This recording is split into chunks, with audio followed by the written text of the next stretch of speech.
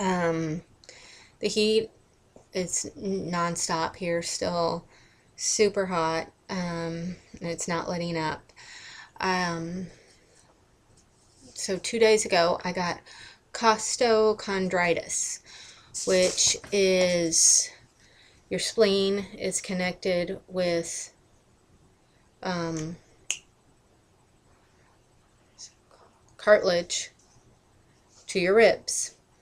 Um, the the cartilage ripped away from my spleen, and so it's Friday night.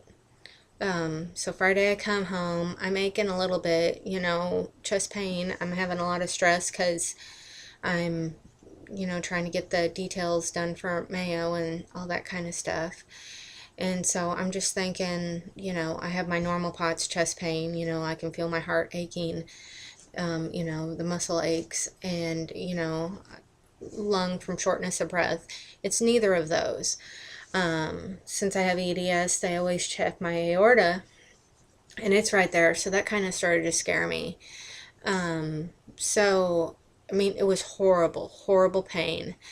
And I guess I was so sick from it. I haven't had, since I've got my medicine pretty good, I don't have many near fainting spells.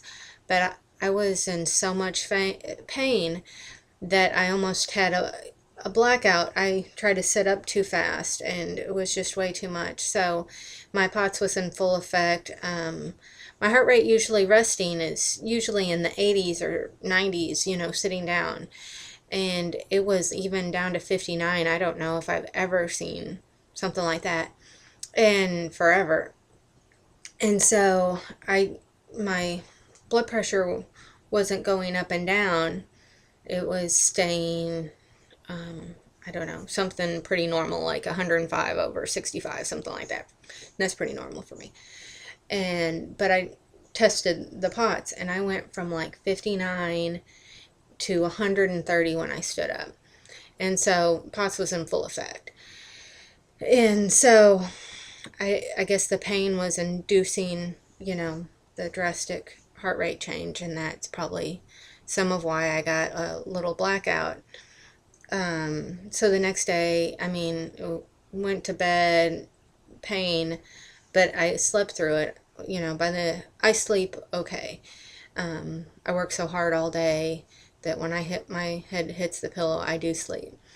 And so I woke up the next morning, still in a lot of pain. I got these shooting migraines on the back of my head, and that scared me. Same aneurysm type theory. I'm not knowing what's going on at this point.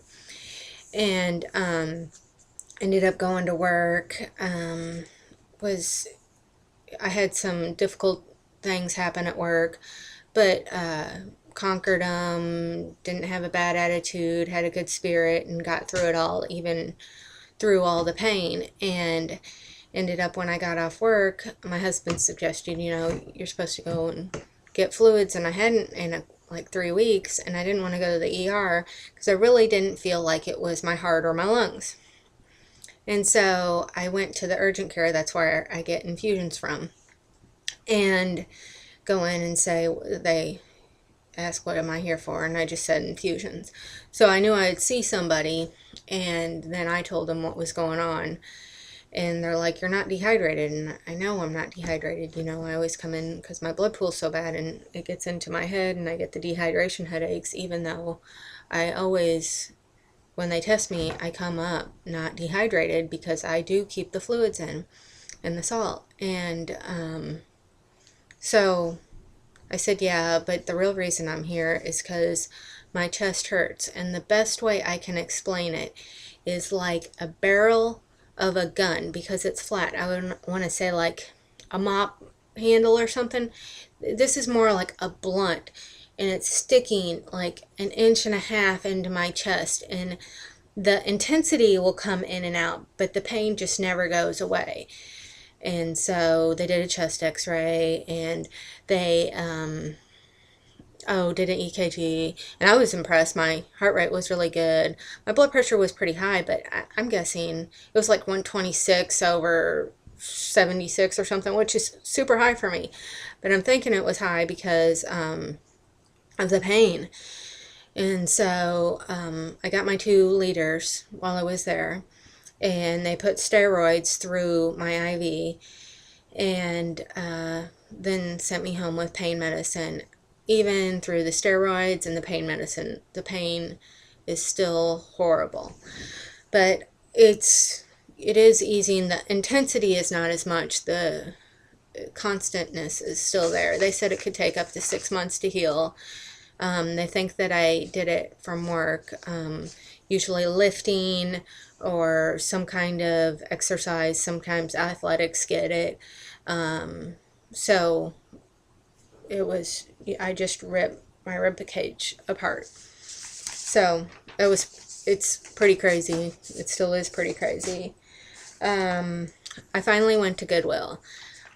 I've been wanting to go to Goodwill for like 6 or 8 months, and I haven't. The Florinef has made me gain 10 pounds, and I can't get it off. And I've talked to the doctors, and they're said, you accept the 10, 20 pounds, and or you're gonna faint. And I've come to the realization, and I've accepted the weight. I was hanging out in between 115, 125, a pretty good average of 120. Last time when they weighed me for the rheumatologist, I weighed 138. I hadn't been that big since high school. Through 2 kids, once, the baby weight, in 6 weeks or whatever was gone, I didn't even weigh that much. So, very disappointing in exercise, food, everything. When I went to Texas, I lost 15 pounds in just 2 days because they had me off my medicines to do the onyonic testing. So I know that it is from the medicine, but I've ended up accepting it, and I got new clothes. I went from a size 4 or 5 to like a 7 now. So it was neat. I got 4 pairs of shorts, 3 jeans, 4 skirts, 2 church dresses, and 3 shirts, and it was all $80. So whole new wardrobe for $80. Pretty cool. That's pretty much everything. The update of this week. I'll be updating you in about a week with my whole Mayo trip. What are the rules about like specifics, like doctor confidentiality? Can I give doctors' names? Can I give hospital names? Anything like that? Or do I need to be very vague? Is there some kind of rule about that on vlogging? Hope to hear from you soon. Thanks so much. Bye.